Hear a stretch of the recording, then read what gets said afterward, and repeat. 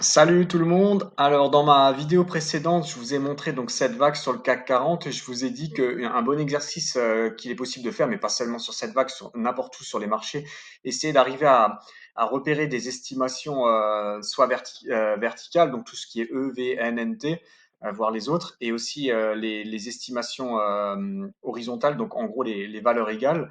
Donc là, je vous ai montré dans la vidéo sur un marché nu, donc il n'y a pas de tracé, sur aucun tracé de vague, mais vous pouvez le faire bien sûr sur des vagues que vous avez tracées en amont.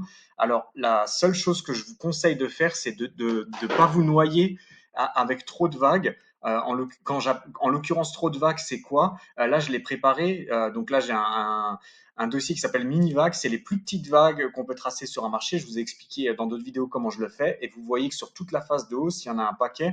Si vous commencez à projeter dans tous les sens celle-ci, que ça soit verticalement, horizontalement, à mon avis, vous allez vous perdre et vous allez vous démotiver hyper rapidement. Donc, je vous conseille pas de travailler sur ce type de vague. Si vous voulez faire un exercice de repérage sur les marchés, à mon avis, c'est mieux de travailler sur des vagues plus larges. Et un bon compromis, à mon avis, pour que ça soit efficace et que ça soit bénéfique, c'est pas de prendre celle-ci, mais c'est de prendre l'autre dossier que j'ai appelé Tenkan. Et en gros, vous allez voir, c'est tout simple. C'est vous prenez, vous affichez l'Ishimoku, mais vous mettez uniquement Tenkan dessus et en gros, vous tracez des vagues qui suivent le mouvement de Tenkan, ou alors on peut dire que c'est Tenkan qui suit le mouvement des vagues. Hein, ça, c'est comme vous appelez ça comme vous voulez, mais en gros, si on part de ce creux-là, eh ben on monte, on baisse, on monte, on baisse, on monte, on baisse, et ainsi de suite. On suit en fait le mouvement de Tenkan, et en gros, concrètement, ça va donner ça comme vague. Et là, on est déjà sur quelque chose qui est plus, on va dire, plus digeste. Donc, à mon avis, c'est une bonne chose de commencer avec ces vagues-là. Ensuite, vous enlevez le marché. Et une chose que vous pouvez donc faire, c'est essayer de voir si vous auriez pu estimer un sommet ou un creux de marché. Alors, quand vous êtes dans une tendance haussière, c'est peut-être bien d'essayer de détecter les différents sommets. En l'occurrence, par exemple, celui-ci, là, sur la temporalité, c'est la même. Là, je vais peut-être juste rester sur sur les estimations verticales. Je vous avais montré qu'ici, on avait une E avec le point central ici. On avait aussi une NT, si je repars ici, avec le point central là, donc ici. Et après, l'idée, c'est de voir, là, je vous en ai montré deux, mais par exemple, ici, il y avait une E aussi là. Donc, essayez de voir s'il y a une confluence au niveau des estimations, que ça soit estimation verticale ou horizontale.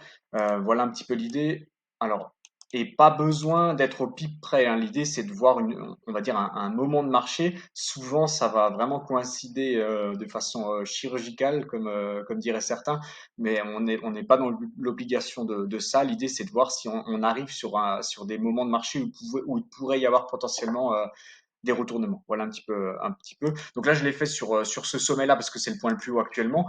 Vous pouvez le faire sur le sommet juste avant. Hein. Si on prend juste avant ici, bah, le point central, c'était celui-ci pour une estimation E. Bah, il suffit que je le décale, vous allez le voir. Donc si je prends celui-là, là, on a l'estimation ici alors je l'ai peut-être pas fait précis, mais voilà, c'est ça. Et puis là, vous voyez, bah, par exemple ici, je pense que la N, vous la voyez ici. Hein, je vais pas, voilà, mais c'est assez clair ici que c'était une fluctuation avec estimation N. Donc voilà, et vous pouvez le faire à chaque fois avec les V, les NT. Vous allez retrouver, vous allez tomber sur les creux et les sommets assez facilement. Donc c'est un bon exercice, je pense, à faire.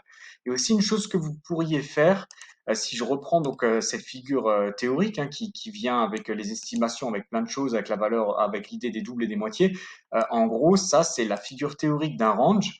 Dans l'idée qu'on aurait une borne horizontale haute, une borne horizontale basse et une borne du milieu, et on considérait qu'on est sur un marché qui bouge pas. Pourquoi? Parce qu'on aurait une borne théorique, on aurait une valeur théorique des équilibres qui ne se déplacent pas.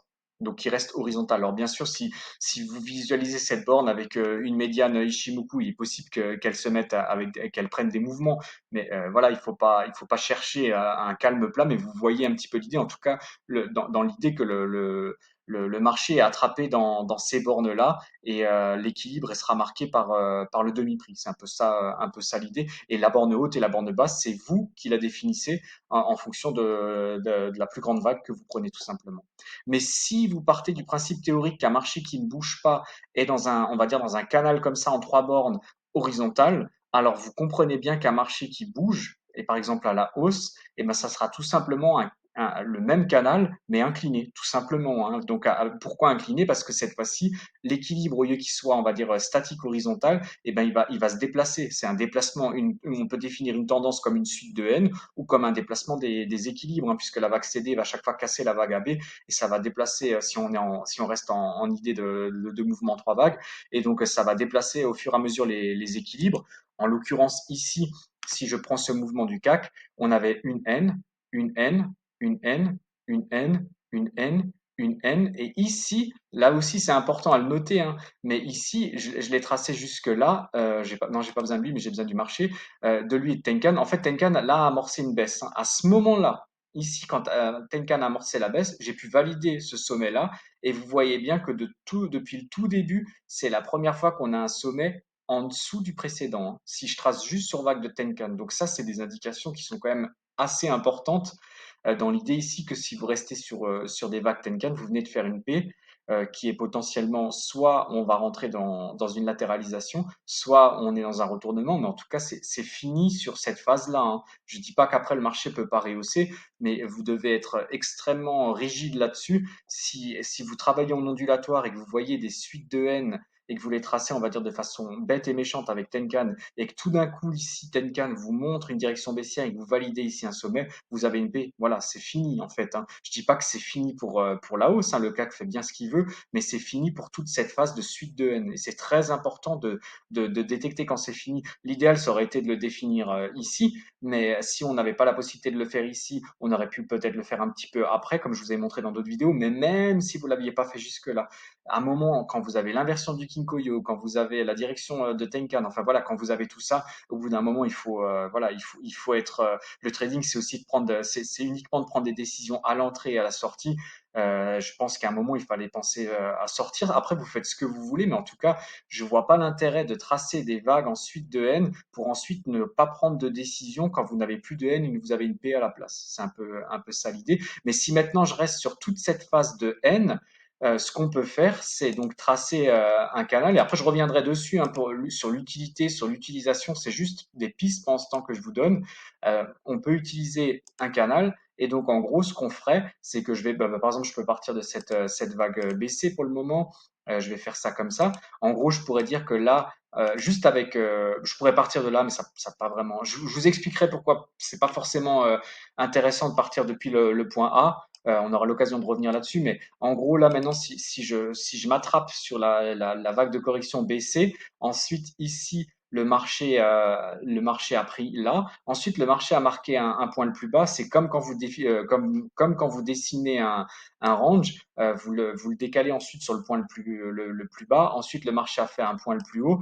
Vous décalez aussi. Vous voyez un peu l'idée, hein, il faut adapter parce que la tendance, elle va pas. Le canal en lui-même, il doit être évolutif. Je vous expliquerai un peu plus tard l'intérêt qu'on peut avoir en traçant de cette manière-là, mais c'est quelque chose en tout cas, que vous pouvez faire. Donc là, maintenant, je pourrais le tracer jusque là et jusqu'ici, on va dire, hein, puisque là, si on considère, il faut se l'imaginer où en fait, au lieu que ça soit horizontal, là, on est incliné, et donc on voit les vagues de Tenkan qui tournent autour d'un équilibre qui se déplace. C'est un peu ça l'idée. Donc même si vous ne voulez pas utiliser le canal, essayez d'avoir cette vision dans votre tête en vous disant, si un marché ne bouge pas, on va dire que les vagues sont en train de tourner autour d'un équilibre horizontal. À l'inverse, si un marché marque une tendance assez forte, il va avoir des vagues qui vont tourner autour d'un équilibre qui montre une direction. C'est un peu ça l'idée, mais bien sûr que ça va pas être ni Tenkan ni Kijun, bien que si maintenant on les affiche, on verra les relations qu'il peut y avoir avec elles.